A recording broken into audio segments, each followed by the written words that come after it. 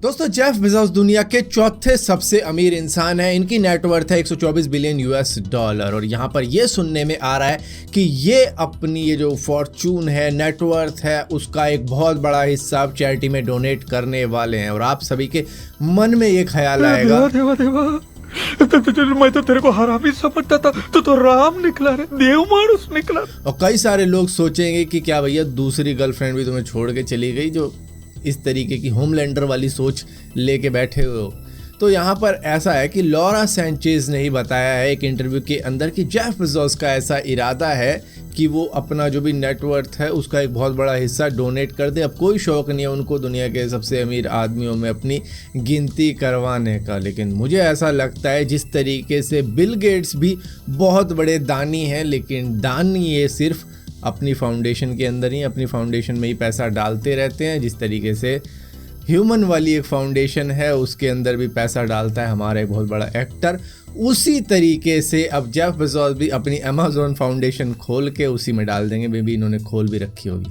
दोस्तों आप में से बहुत सारे लोगों को मालूम होगा कि कई ऐसे फुटपाथ भी होते हैं जिन पर चलने से इलेक्ट्रिसिटी प्रोड्यूस की जा सकती है, या फिर जिन पर चलने से कुछ लैंप वगैरह चार्ज हो सकते हैं, स्ट्रीट लाइट वगैरह मतलब जल जाती है। कई ऐसे भी बनाए गए हैं। लेकिन यूके के अंदर टेलफोर्ड सेंट्रल रेलवे स्टेशन के अंदर इसी तरीके का एक फुटपाथ बना दिया गया जिससे कि कुछ लोगों के मोबाइल फ़ोन चार्ज हो सकते हैं। जैसे जैसे लोग चलेंगे उससे चार्जिंग हो जाएंगे उनके फ़ोन। खैर बैटरी मौजूद होगी जिसकी वजह से वो इलेक्ट्रिसिटी को स्टोर कर सकते हैं, जिसके बाद में उसका यूज़ वहाँ के लोग कर सकते हैं। तो इसको अभी और बढ़ाया जाएगा, कई जगहों पर लगाया जाएगा, लेकिन ये एक अच्छा कदम है जिससे कि इंसानों की भीड़ से ही इलेक्ट्रिसिटी जनरेट की जा सकती है। और मैं तो कहूँगा ये चीज़ अगर नई दिल्ली रेलवे स्टेशन पर आ जाए, या फिर और भी कई ऐसे रेलवे स्टेशन है जहाँ पर काफ़ी ज़्यादा भीड़ जुटती है, तो वहाँ पर तो बिजली होगी।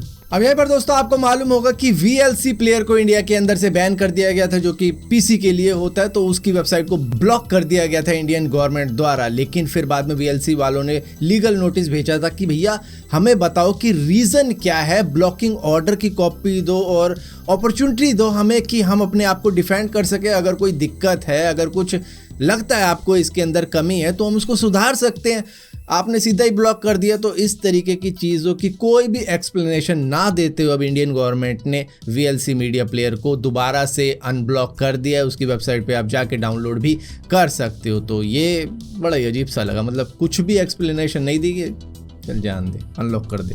अब यहीं पर दोस्तों इजराइल का NSO ग्रुप, जो कि काफ़ी ज़्यादा फेमस हुआ था एक वक्त में पेगासस स्पाईवेयर के साथ में, जिसने कई सारे जर्नलिस्ट, पॉलिटिशियन और लॉयर वगैरह जो भी बड़ी बड़ी हस्तियां हैं उन पर स्पाई करने का इल्ज़ाम लगवा दिया था अपने ऊपर, जो कि सच भी था क्योंकि ये पकड़े गए थे कि हाँ ये इस तरीके की चीज़ें कर रहे हैं। तो अब वैसे तो इनको काफ़ी ज़्यादा बुराई मिली थी तब, लेकिन अब FBI का मानना ये है कि इसको रिकंसीडर किया जा सकता है। मतलब जिस टाइप की इन्होंने टेक्नोलॉजी बनाई है उसका यूज़ हम क्रिमिनल्स को पकड़ने में भी कर सकते हैं, इन्वेस्टिगेशन के अंदर भी कर सकते हैं, और अगर कहीं किसी दूसरी जगह पर बैठा हुआ है तो किसी तरीके से उस पर भी हम स्पाई कर सकते हैं। और उसका काफ़ी ज़्यादा फ़ायदा होगा जब भी किसी क्रिमिनल को पकड़ना हो या फिर कोई भी सुराग चाहिए हो, तो इससे हमें काफ़ी ज़्यादा फ़ायदा हो सकता है। तो FBI को कंसीडर करना चाहिए पेगासस स्पाईवेयर को लेके। अभी तक तो वो सोच रहे थे कि नहीं इस पर बैन करो इसे। दोस्तों व्हाट्सएप के ऊपर अभी फिलहाल के लिए आप एक नंबर एक ही मोबाइल पर चला सकते हो, लेकिन अगर आपके पास में दो मोबाइल हैं तो आप सेम नंबर को दोनों मोबाइलों में व्हाट्सएप के ऊपर यूज़ नहीं कर सकते। अगर दूसरे पे लॉगिन कर लोगे तो जो पहले वाला है उधर से लॉग आउट हो जाओगे, जिसकी वजह से आपको बिजनेस वाला व्हाट्सएप भी चलाना पड़ जाता होगा सेम नंबर यूज़ करने के लिए दो फ़ोनों के अंदर। लेकिन व्हाट्सएप अब कंपेनियन मोड भी लेके आने वाला है, जिसकी वजह से आप अपने एक व्हाट्सएप को दूसरे व्हाट्सएप से भी लिंक कर सकते हो। दो मोबाइल में चलेगा फिर आपका सेम नंबर। बट ये आई गेस काफ़ी ज़्यादा डेंजरस भी हो सकता है उन लोगों के लिए जो निब्बा निब्बे हैं।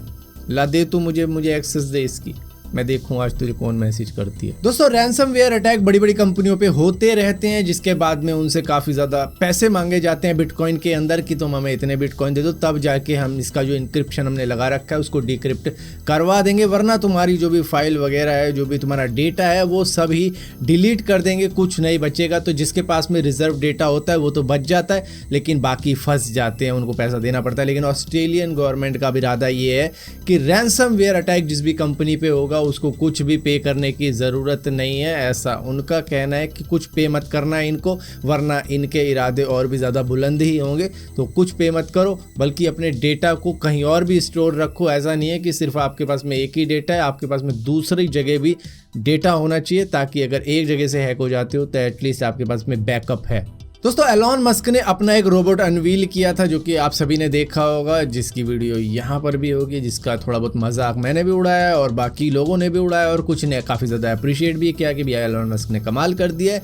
लेकिन भैया एलॉन मस्क है वो, उससे हम एक्सपेक्टेशन काफ़ी ज़्यादा हाई रखते हैं कि वो कुछ अच्छा ही करके दिखाएगा, क्योंकि अब तो बच्चे भी रोबोट बना के दिखा देते हैं इंटरनेट के ऊपर कि भैया ये देखो हमने क्या बनाया।